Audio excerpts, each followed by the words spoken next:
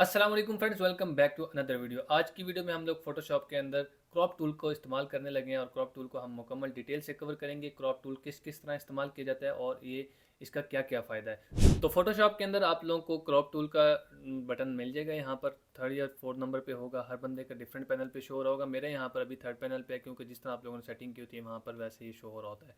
तो crop tool के लिए आप लोग सिंपल सी का बटन दबा के भी क्रॉप टूल पे आ सकते हैं। जैसे ही आप सी का बटन दबाएंगे तो आपका क्रॉप टूल एक्टिव हो जाएगा। एक बहुत बेसिक टूल है जो कि आप लोग मोबाइल फ़ोन के अंदर भी यूज़ कर रहे होते हैं, लेकिन फोटोशॉप के अंदर आप लोग इससे बहुत सारे काम ले सकते हैं। अब जैसे मिसाल के तौर पर मैं चाहता हूँ कि मेरी ये जो इमेज है मैं इसको मुकम्मल यूज़ नहीं करना चाहता, मैं इसका कुछ पार्ट इस्तेमाल करना चाहता हूँ। तो नंबर वन पे तो मैं इसको यहाँ से ऐसे ड्रैग एंड ड्रॉप करके भी क्रॉप टूल यूज़ कर सकता हूँ। ये इतना मेरा हिस्सा क्रॉप करके दे देगा। अगर मैं इस तरह नहीं करना चाह रहा तो मैं क्या करूँगा, मैं इसको यहाँ से साइडों से भी ड्रैग एंड ड्रॉप कर सकता हूँ। अभी देखिए मैं इसको ड्रैग एंड ड्रॉप करूँ तो ये मेरे पास फुली ऑप्शनल है। मैं इसको ऊपर भी अपनी मर्ज़ी से लेके जा सकता हूँ, नीचे भी, हर जगह से इसको मैं मर्ज़ी से कर सकता हूँ। लेकिन आप चाहते हैं कि अगर प्रोफेशनली ये एक तरतीब से नीचे आए तो आप लोग सिंपल शिफ्ट दबा के नीचे लाएंगे तो ये दोनों तरफ से बराबर करके इसको क्रॉप करेगा, दोनों तरफ से ईजीली, मतलब बराबर प्रोपोर्शनली इसको क्रॉप करेगा। ठीक है। अब इतनी इमेज मुझे अगर चाहिए तो मैं क्या करूँगा, मैं इतनी इमेज पे इसको रख के मैं इसको ओके कर दूँगा। यहाँ से ऊपर से एक क्लिक पे भी ओके कर सकते हैं, और यहाँ से आप इंटर भी दबा सकते हैं। ठीक है।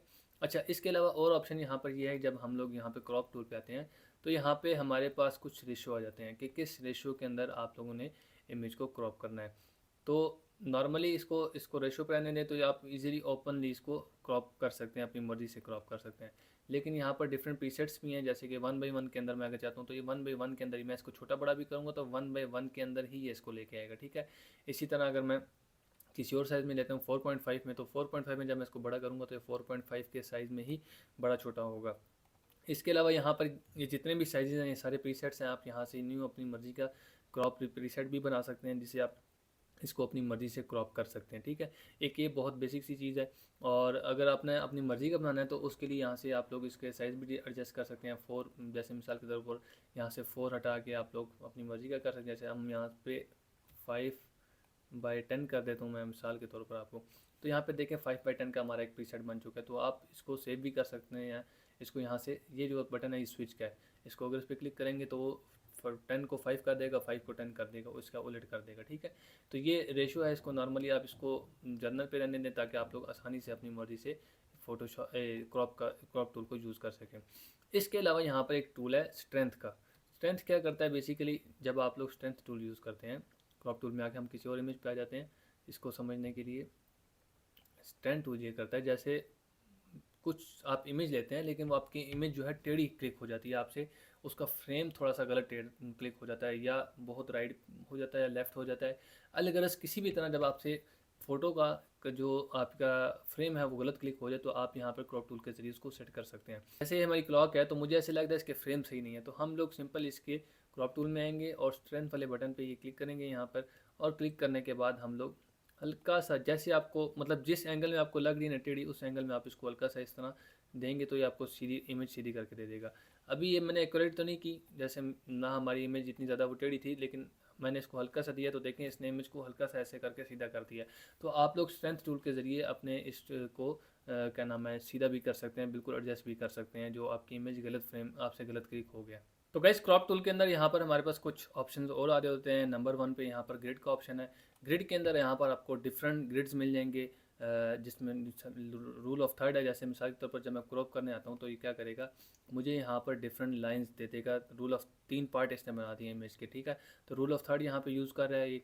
मैं इसको छोटा बड़ा जब भी करूँगा ये रूल ऑफ थर्ड यहाँ पे अप्लाई हो रहा होगा। इसके अलावा यहाँ पर हमारे पास एक और ऑप्शन है ग्रिड का। ग्रिड के अंदर यहाँ पर ये बहुत सारी लाइंस दे देगा ताकि आप लोग इसको बड़े स्मूथली जो जिस तरह आप चाह रहे हैं उस तरह आप इसको क्रॉप कर लें। यहाँ पर आपको और बहुत सारे ऑप्शन मिल जाएंगे, जैसे डायगनल है, यहाँ पे ट्रायंगल है, गोल्डन रेशियो है, इसके अलावा गोल्डन स्पेरल है। यहाँ पर आप लोगों को बहुत सारे ऑप्शन मिल जाएंगे जिनको आप लोग यूज़ करके स्मूथ क्रॉपिंग कर सकते हैं। ठीक है। इसके अलावा यहाँ पर हमारे पास एक और ऑप्शन है, वो है डिलीट क्रॉप पिक्सल्स का। डिलीट क्रॉप पिक्सल क्या होता है, मिसाल के तौर पर इसको हम लोग पहले रूल ऑफ थर्ड पे सेट कर लेते हैं रिसेंट। और डिलीट क्रॉप पिक्सल क्या होता है, अब जब मैंने इमेज क्रॉप की, मैं चाहता हूँ मुझे ये वाला हिस्सा सिर्फ इमेज का चाहिए।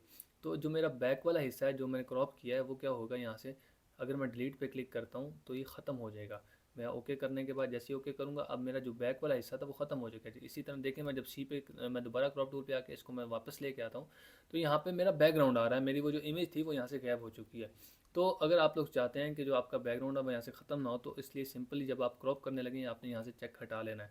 चेक हटा के जब आप क्रॉप करेंगे, अब मैंने यहाँ से इसको क्रॉप कर दिया, तो ये जो मेरा बैक वाला एरिया है ये सिर्फ यहाँ से क्या हुआ है, डिसअपेयर हो गया। क्रॉप क्रॉप हो गया ठीक है, लेकिन यहाँ से यहाँ पे अभी भी बाकी है।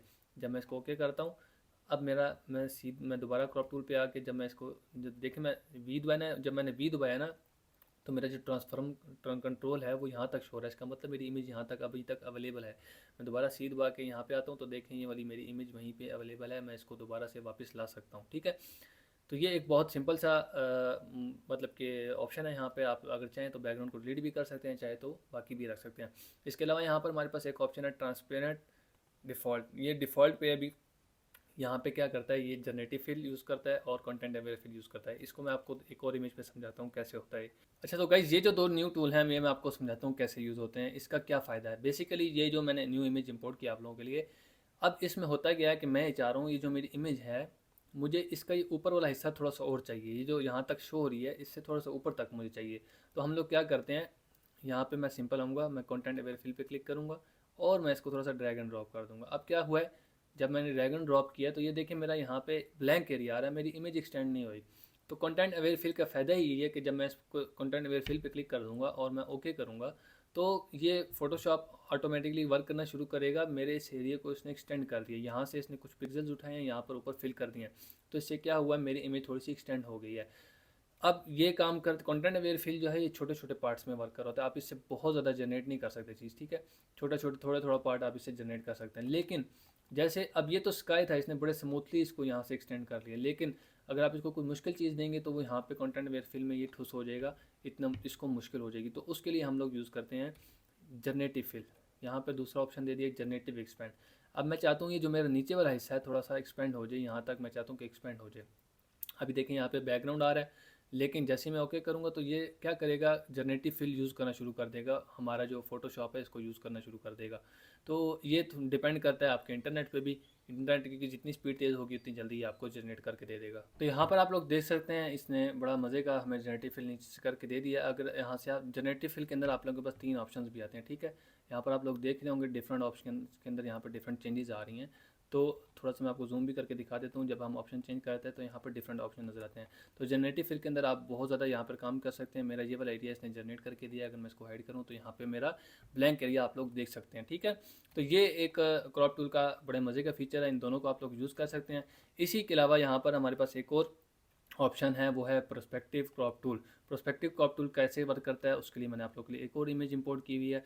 प्रोस्पेक्टिव क्रॉप टूल पे आ जाएँ तो यहाँ पे आप लोग देख सकते हैं मेरे पास एक पूरी इमेज है, इसके अंदर एक बुक है।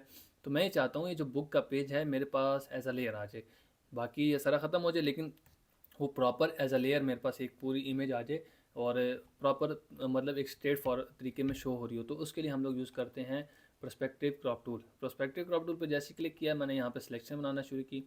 ये देखिए मैंने सिलेक्शन बनाई है, तो ये प्रॉपर इसको इसने शेप एक दे दी, ठीक है। मैं इसको ये शेप यहाँ से आप इसको अपनी मर्ज़ी से एडजस्ट भी कर सकते हैं, ठीक है, जितना आपको सही लग रही हो। तो यहाँ पे मैंने इसके एजेस एडजस्ट कर लिए हैं। एडजस्ट करने के बाद जैसे ही मैं ओके पे क्लिक करूँगा तो ये देखें यहाँ पर मेरे पास ये एक एज अ पेपर पूरा आ चुका है, ठीक है।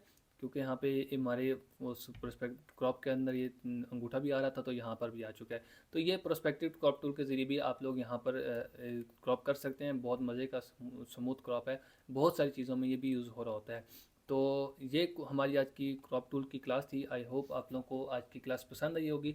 अगर आप लोगों को वीडियो अच्छी लगी है तो वीडियो को लाइक कीजिए। चैनल पर पहली बार आ रहे हैं तो चैनल को सब्सक्राइब करके बेल नोटिफिकेशन को ऑल पर सेट कर लें, ताकि आइंदा आने वाली हर वीडियो की अपडेट आप लोगों को बर वक्त मिल सके। इस तरह की मज़ीद इन्फॉर्मेटिव वीडियो के लिए लाजमी से सब्सक्राइब करें। मिलते हैं नेक्स्ट वीडियो में, तब तक के लिए गुड बाय।